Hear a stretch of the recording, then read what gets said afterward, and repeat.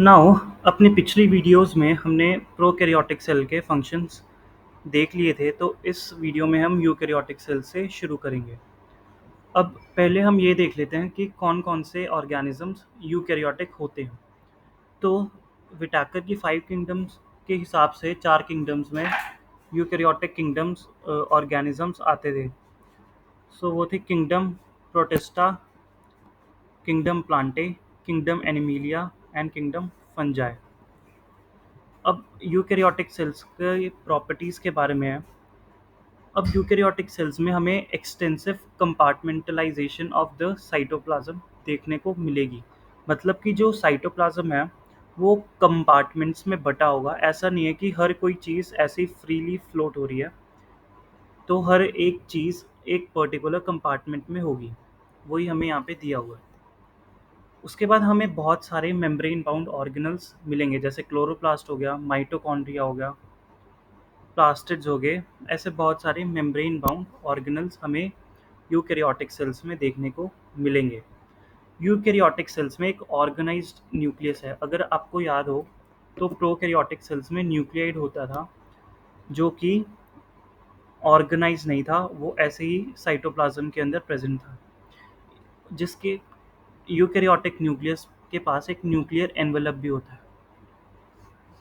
बहुत जो हमारे यूकैरियोटिक सेल्स हैं उनमें variety of complex locomotory organs भी हमें देखने को मिल सकते हैं, जैसे फ्लैजेला हो सकता है, सीलिया भी होते हैं। ऐसे बहुत सारे हमें लोकोमोटरी स्ट्रक्चर्स मिल सकते हैं और साइटोस्केलेटन स्ट्रक्चर्स भी मिल सकते हैं जो कि एक सेल के स्ट्रक्चर को मेंटेन करने में अपना रोल देते हैं।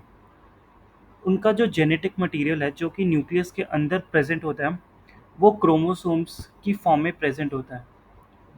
जब सेल डिवाइड नहीं कर रहा तो वो क्रोमोसोम्स की फॉर्म में प्रेजेंट होगा।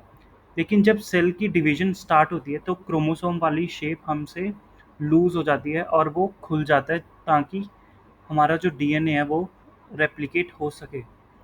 अब सारे के सारे यूकैरियोटिक सेल्स आइडेंटिकल नहीं होते, जैसे कि प्लांट्स एंड एनिमल सेल्स भी डिफरेंट होते हैं, क्योंकि प्लांट सेल्स में सेल वॉल होती है, प्लास्टिड्स होते हैं और एक लार्ज सेंट्रल वैक्यूल होता है जो कि एब्सेंट होता है एनिमल सेल्स में।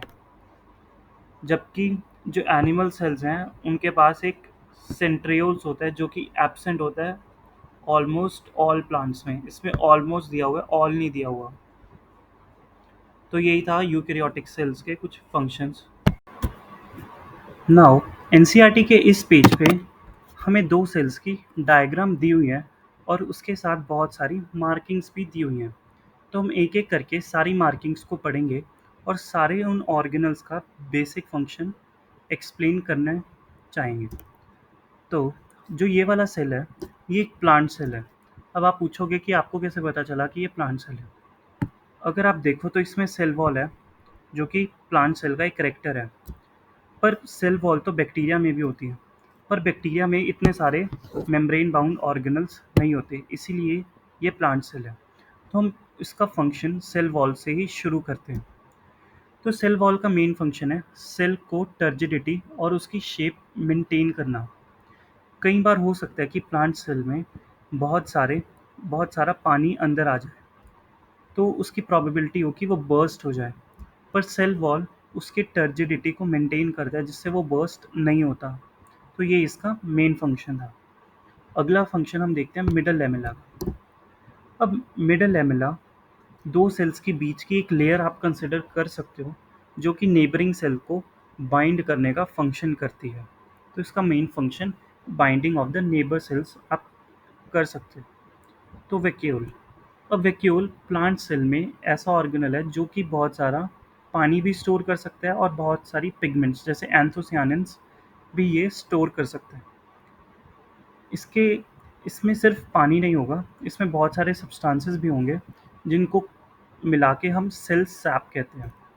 अब अगला फंक्शन हम देखेंगे प्लाज्मा मेम्ब्रेन का। अब प्लाज्मा मेम्ब्रेन एक सिलेक्टिवली परमिएबल मेम्ब्रेन है।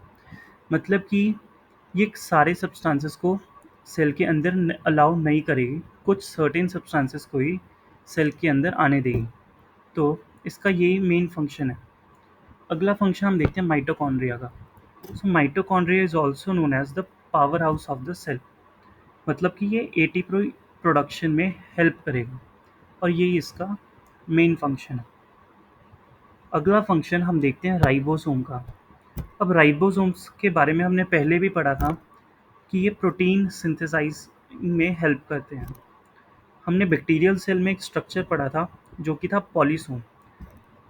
तो उसी की तरह आप इसे रिलेट कर सकते हो कि ये ट्रांसलेशन में हेल्प करेगा in plant cell and animal cell also. अब हम देखते हैं क्लोरोप्लास्ट। अब एक क्लोरोप्लास्ट एक ऐसा ऑर्गेनल है जिसमें बहुत सारी पिगमेंट्स होती हैं, जैसे कि क्लोरोफिल ए बी, कैरोटेनॉइड्स, ज़ैंथोफिल्स, बहुत सारी ऐसी पिगमेंट्स होती हैं। तो इसका रोल हम फोटोसिंथेसिस में पढ़ेंगे। अब हम देखते हैं साइटोप्लाज्म। सो साइटोप्लाज्म, अगर चैप्टर की स्टार्टिंग में एक लाइन आई थी कि cytoplasm is the arena of the cellular activities, और उन्होंने ये भी मेंशन किया था कि बहुत सारे केमिकल रिएक्शंस हैं जो सेल के, वो साइटोप्लाज्म में ही होते हैं। तो आप इसे एक एज अ मीडियम कंसिडर कर सकते हो जिसमें बहुत सारे केमिकल रिएक्शंस होते हैं। अब अगली ऑर्गेनल है हमारी पेरोक्सिसोम। अब पेरोक्सिसोम का मेन फंक्शन है डिटॉक्सिफिकेशन में। कई बार हमारी बॉडी में ऑक्सीजन पेरोक्साइड की फॉर्म में भी एग्जिस्ट कर सकती है, जो कि बहुत रिएक्टिव है और हार्मफुल है हमारी बॉडी के लिए। पेरोक्सिसोम के पास वो पावर है कि वो उसे किसी सेफर फॉर्म में कन्वर्ट कर दे, और इसी तरह ये डिटॉक्सिफिकेशन में हेल्प करता है। अब अगला है माइक्रोट्यूब्यूल्स। अब माइक्रोट्यूब्यूल्स भी सेल की शेप को मेंटेन करने में हेल्प करते हैं। इनका फंक्शन हम सेल डिवीजन में भी पढ़ेंगे। प्लाज्मोडेस्माटा। अब प्लाज्मोडेस्माटा को आप एज अ चैनल कंसिडर कर सकते हैं दो सेल्स के बीच में, जो कि उनके साइटोप्लाज्म को कनेक्ट करता है, जिसकी हेल्प से सेल सब्सटेंसेस को एक्सचेंज कर सकते हैं दो सेल्स के बीच में। अगला आता है स्मूथ एंडोप्लाज्मिक रेटिकुलम। तो इसका फंक्शन, मेन फंक्शन है इसका लिपिड प्रोडक्शन। इसके बारे में हम आगे भी डिटेल में पढ़ेंगे। अगला आता है अपना ऑर्गेनल लाइसोसोम।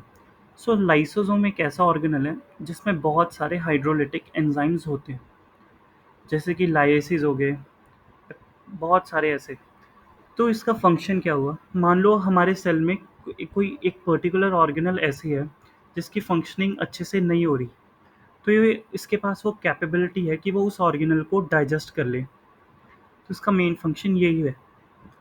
अगला हम देखते हैं रफ एंडोप्लाज्मिक रेटिकुलम। अब रफ एंडोप्लाज्मिक रेटिकुलम को हम रफ इसीलिए कह रहे हैं क्योंकि आप देख सकते हो इसमें बहुत सारे राइबोसोम अटैच हैं एंडोप्लाज्मिक रेटिकुलम से। आप इससे रिलेट भी कर सकते हो कि इसका फंक्शन प्रोटीन सिंथेसिस में होगा। अब अगला आता है अपना न्यूक्लियस। अब न्यूक्लियस ऐसा स्ट्रक्चर है जिसके अंदर हमारा जेनेटिक मटेरियल स्टोर होता है क्रोमोसोम्स की फॉर्म में, पर इन यूकैरियोटिक सेल होंगे क्रोमोसोम्स, प्रोकैरियोट्स में नहीं होंगे। तो इसका फंक्शन है जेनेटिक मटेरियल को स्टोर करना। न्यूक्लियोलस एक ऐसा स्ट्रक्चर है जो कि राइबोसोम की सिंथेसिस करता है।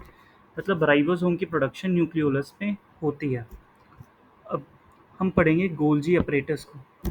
तो गोल्जी अपरेटस, आप इसको सेल का मॉडिफिकेशन एंड पैकेजिंग सेंटर भी बोल सकते हो, क्योंकि इसके पास एक पावर है कि ये मॉडिफाई कर सकते हैं चीज़ों को। जैसे कि अगर कोई प्रोटीन है तो इसको, तो ये उसको ग्लाइकोप्रोटीन में कन्वर्ट कर सकता है। अगर कोई लिपिड इसके पास आ रहा है तो उसको ग्लाइकोलिपिड में भी कन्वर्ट कर सकता है, और ये उसको ट्रांसपोर्ट भी कर सकता है सेल के अंदर या सेल से बाहर भी। तो ये इसका मेन फंक्शन है। उसके बाद हम देखते हैं न्यूक्लियर एनवलप को। तो न्यूक्लियर एनवलप एक ऐसा स्ट्रक्चर है जो न्यूक्लियस को कवर कर रहा है, और ये इस बात का ध्यान रखता है कि न्यूक्लियोप्लाज्म और साइटोप्लाज्म दोनों अलग अलग रहें। इसका मतलब ये नहीं कि इन दोनों के बीच में ट्रांसफ़र नहीं होता सब्सटेंसेस का, वो भी होता है पर रिस्ट्रिक्टेड होता है कि सारी चीज़ें एक्सचेंज नहीं हो सकती। अब हमने एनिमल सेल के तो ऑर्गेनल्स देख लिए। एक बार हम, सॉरी, हमने प्लांट सेल के तो ऑर्गेनल्स देख लिए, अब हम एनिमल सेल्स के ऑर्गेनल्स देखेंगे। जैसे आपको दिख रहा होगा कि बहुत सारे ऑर्गेनल्स तो सिमिलर से हैं, तो हम जो वो ऑर्गेनल्स पढ़ेंगे जो कि प्लांट सेल में एब्सेंट थे, जैसे कि सेंट्रियोल। तो सेंट्रियोल प्लांट सेल में एब्सेंट था, most of the plant cell में एब्सेंट होता है। तो इसका फंक्शन होता है सेल डिवीजन में। जो कि हम आगे पढ़ेंगे। तो इसका बेसिक फंक्शन आप रिमेंबर ये कर सकते हो कि ये सेल डिवीजन में काम आएगा। उसके बाद माइक्रोविल्लाए।